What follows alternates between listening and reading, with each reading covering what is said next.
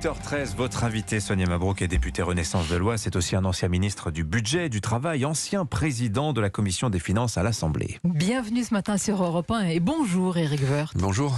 Est-ce que vous avez ce matin des tentations pyromanes ? Et pourquoi ? Parce que les syndicats vous accusent de vouloir mettre le feu dans le pays avec la réforme des retraites.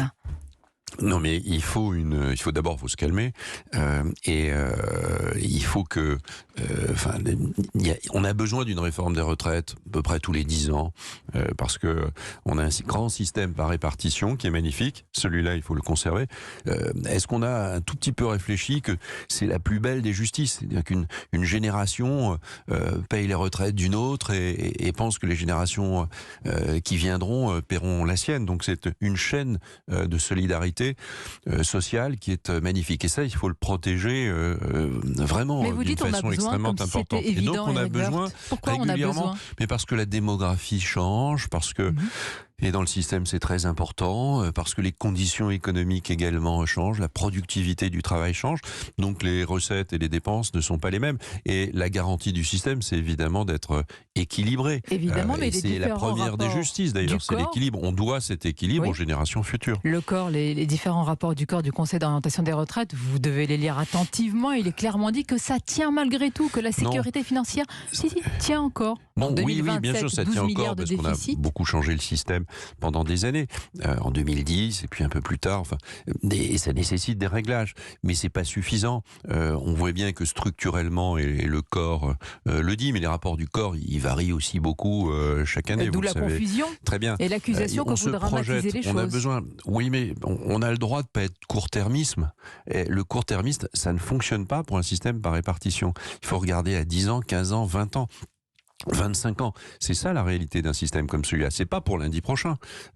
Tous ceux qui pensent qu'il n'y a pas urgence, si, il y a urgence pour dans 20 ans, il y a urgence pour dans 10 ans, il y a urgence à changer les choses pour qu'on soit persuadé que dans 10 ans, le système soit équilibré et que la variable d'ajustement du système ne soit pas le niveau de votre propre retraite, de votre propre pension. On va en parler. Donc il faut savoir se projeter. On est un monde dans lequel on ne se projette plus. On a besoin de se projeter et pas uniquement sur le système de retraite. La méthode, beaucoup au sein même de la majorité s'inquiètent, enjoignent le président de ne pas confondre vitesse et précipitation, comme François Bayrou, ici même sur Europe 1 ce dimanche. Il a tort ?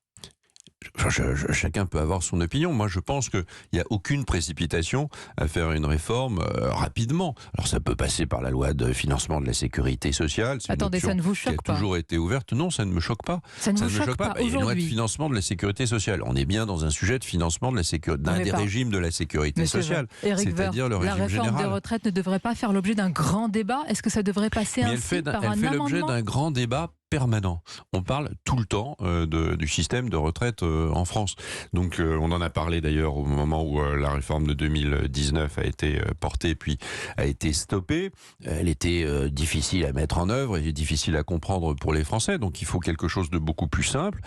Et puis on en parle depuis. Tout le temps on parle des retraites. Donc il y a un moment donné, honnêtement, le sujet il est surétudié et surdiscuté. Éric Woerth vient de lancer le Conseil national de la refondation. On connaît extrêmement bien les positions des uns et des autres. Et on sait bien qu'à un moment donné, par exemple pour augmenter l'âge, il n'y a aucun consensus. Les syndicats n'en veulent pas. On le sait parfaitement bien. Éric Woerth, écoutez-moi, sur la méthode, il y a quand même quelque chose qui nous interpelle. Comment le président peut lancer là le Conseil national de la refondation pour le dialogue, pour le consensus, vantant une nouvelle méthode, et en même temps, vous, ce matin, vous nous dites tranquillement qu'on peut passer en force et que ça peut être un amendement dans le projet de loi de financement de la sécurité sociale. C'est une caricature, ça. C'est tout sauf un passage en force. C'est un débat permanent et constant dans la société française. Quel système de retraite et ça, à un moment donné, quand on a besoin de décider, il faut décider.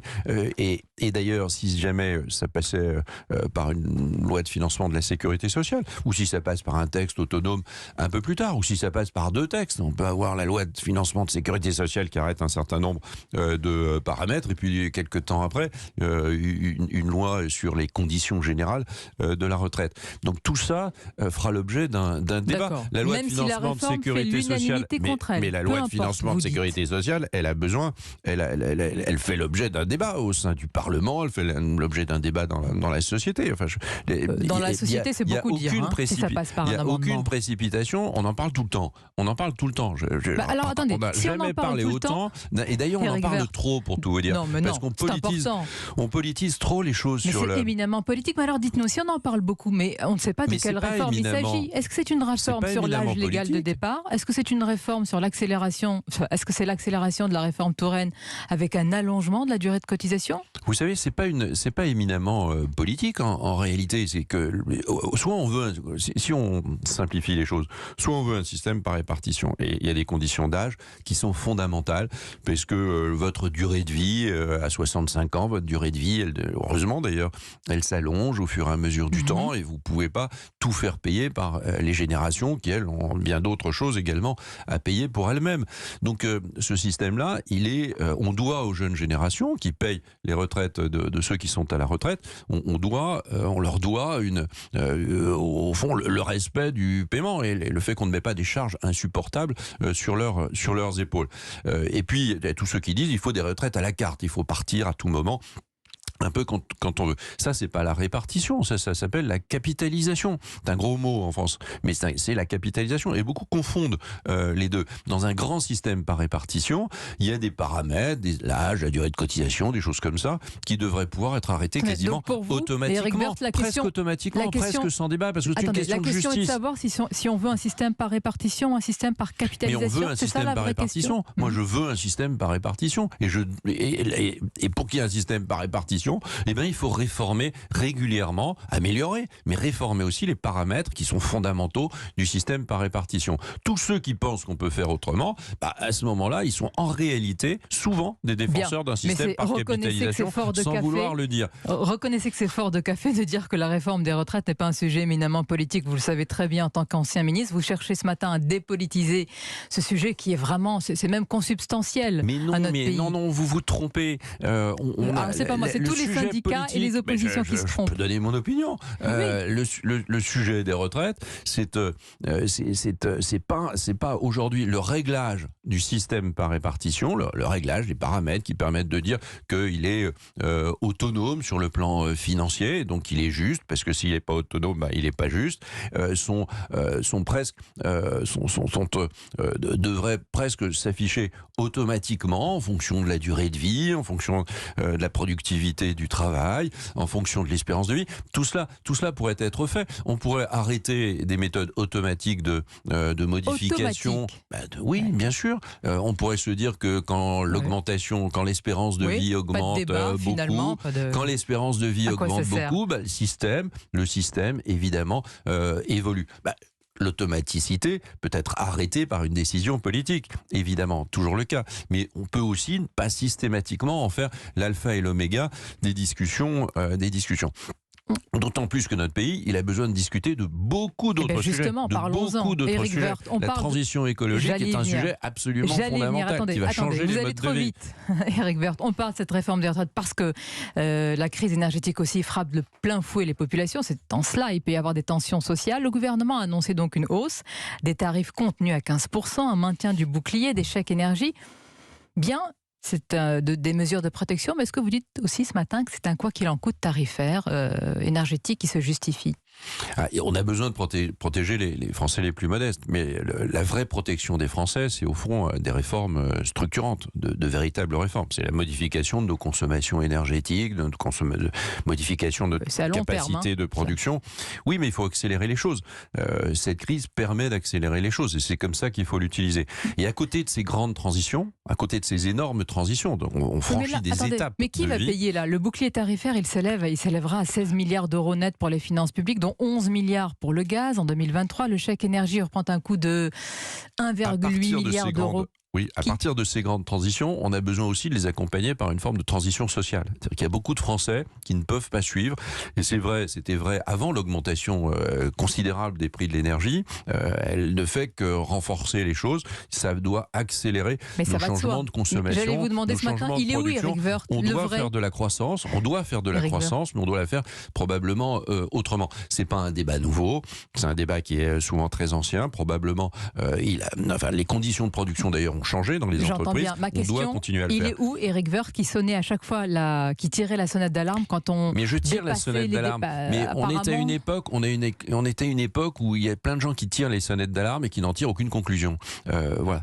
Donc moi, quand je tire la sonnette d'alarme, j'essaie d'en tirer des conclusions. Et les conclusions, elles sont assez simples. Il faut protéger celles et ceux qui sont les plus modestes et probablement cibler encore plus les dispositifs. Et il faut, de l'autre côté, accélérer les causes, la réponse aux causes de cela. Donc il faut des transitions de plus en plus rapides, et les Français ont besoin d'une visibilité sur la façon dont ils vivront dans les années qui viennent. Et les Français en ont besoin, mais ils en ont besoin aussi au niveau européen et sans doute au niveau mondial. Les réponses aux causes sur le nucléaire, il y a une grande responsabilité de nos gouvernants. François Hollande qui a acté de la fermeture de Fessenheim, Emmanuel Macron qui a exécuté cette décision. Pourquoi ne pas reconnaître tout simplement une erreur? Pourquoi ne pas reconnaître qu'Emmanuel Macron a dû opérer un virage tardif à 180 degrés? J'étais dans l'opposition à l'époque, j'étais pas favorable à la fermeture de Fessenheim, évidemment. Mais ça, c'est le passé. C'est le passé. C'est récent. On adore se pencher sur le passé. On en parle parce que nous avons des conséquences aujourd'hui. Je trouve qu'il y a des commissions d'enquête qui sont en train de se constituer. Il y a tous ceux qui sont très très forts en diagnostic et très très faibles en solution. Moi, j'aimerais qu'on soit très très fort en solution. C'est ça qui m'importe. Vous parlez de la commission d'enquête menée par Olivier Marleix, qui va d'ailleurs auditionner l'ancien président Nicolas Sarkozy. On passe son temps à faire des commissions d'enquête. Je préférerais pour LR qu'il soit plus fort en solution qu'en diagnostic ou qu'en nostalgie. Ce qui est très très important, c'est qu'on soit à la hauteur des enjeux. Il y a des enjeux considérables. C'est pas vrai à tout moment, c'est pas vrai pour toutes les générations, c'est pas vrai pour tous les gouvernements. Jamais probablement gouvernement n'a eu à affronter, en dehors des périodes de guerre, une solution aussi complexe, quel que soit l'endroit où on regarde. C'est pas ce qui est mis en cause. La question, c'est est-ce que sur le nucléaire, de franchir des étapes considérables.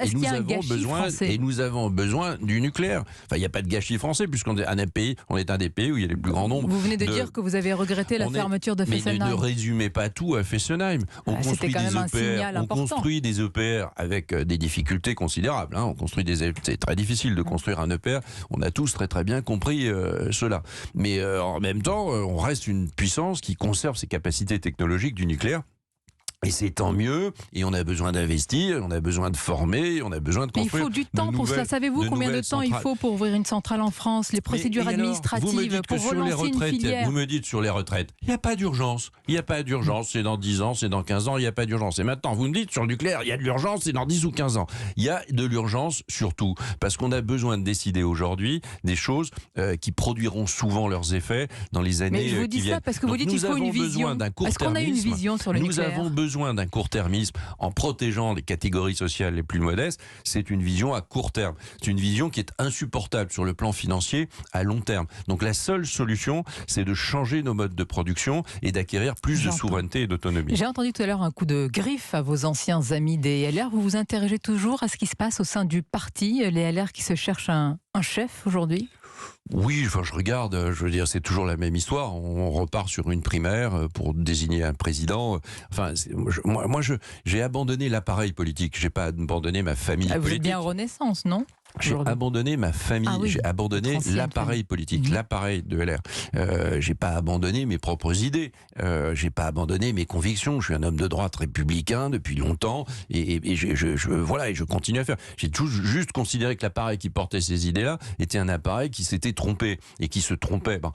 On l'a vu au présidentiel, on peut regarder comme ça s'effondrer le nombre d'électeurs sans jamais se poser de questions ou en rabâchant toujours les mêmes idées. Et voilà, il y aura une sorte de primaire qui permettra à un président d'être élu, et puis on verra bien. Mais moi, ce qui m'importe, c'est de réussir, d'être à la hauteur des enjeux. Notre génération, de droite ou de gauche, elle doit réussir face aux défis qui sont les nôtres. Et ces défis, ils ont jamais été honnêtement aussi considérables depuis bien longtemps. Vous vouliez de droite et de gauche, on va conclure par une question qui permettra justement à Dimitri de faire la transition avec la suite et le débat qui vient. Une question autour du député de la NUPES, Adrien Quatennens, avec l'ouverture d'une enquête pour violence sur conjoint.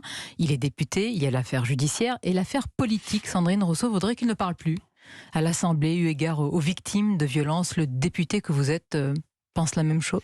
Écoutez, il s'est exprimé, M. Quatennens. Je ne sais pas s'il y aura une enquête ou pas. Il s'est retiré de ses fonctions. Bon, il y aura des sanctions, sans doute, j'en sais rien. Quand il y aura une enquête, on verra ce qu'elle... Politiquement, ce n'est pas au sein de l'Assemblée quelque chose qui vous interpelle. Madame Rousseau, elle est plus écologiste du tout. C'est un procureur, voilà, sans les diplômes et sans la compétence d'un procureur. Donc c'est en général très très dangereux. Vous savez, il y a un gigantesque besoin d'autorité et de sens. Et c'est ça qu'il faut aujourd'hui résoudre. Gigantesque besoin d'autorité et de sens et de citoyenneté. Chacun se demande à un moment donné quel sera son rôle pour faire changer le pays et pour faire changer l'Europe. Et dans la transition écologique, dans les modes de consommation énergétique, et chaque citoyen a son rôle à jouer.